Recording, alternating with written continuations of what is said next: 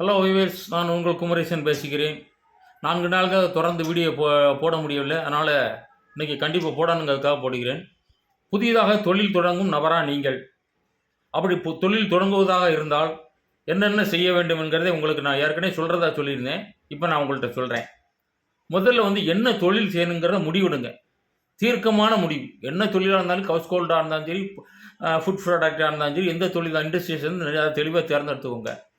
2வது அந்த என்ன தொழில் பண்ணுறீங்களோ அந்த தொழிலை பற்றிய அனுபவம் வாய்ந்த நபரிடம் ஆலோசனை கேளுங்கள்.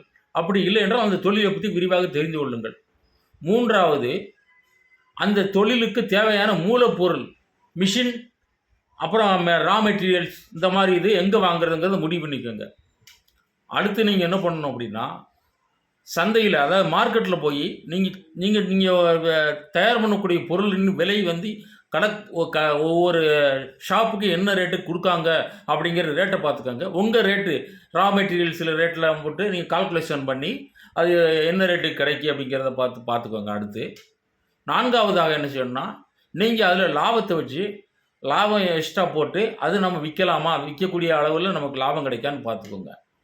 அதற்கப்புறம் என்ன பண்ணணும்னா, பேக்கிங் பண்ணுறத தெளிவாக இருக்கணும். ஏன்னா உள்ள பொருள் நம்ம நல்லா தான் கொடுப்போம், இருந்தாலும் வெளியில் உள்ள அந்த மேலே உள்ள பேக்கிங் இருக்கு இல்லையா, அது ரொம்ப நீட்டாக இருக்கணும். பேக்கிங் இருக்கணும், நீட்டாக இருக்கணும். இதற்கு எந்த தொழில் எடுத்தாலும் அதுக்குன்னு ஒரு சில லைசன்ஸ் இருக்குது, எஃப்எஸ்எஸ்ஐ இருக்குது, ஜிஎஸ்டி முதல்ல எடுக்கணும், மற்ற ஒரு சில ஐட்டங்கள்லாம் எடுக்க வேண்டியது இருக்குது. அது என்னங்கிறது நீங்கள் ஆலோசனை பெற்று தொழில் தொடங்கலாம். மிக சிறப்பாக நீங்கள் தொழிலில் முன்னேறலாம்.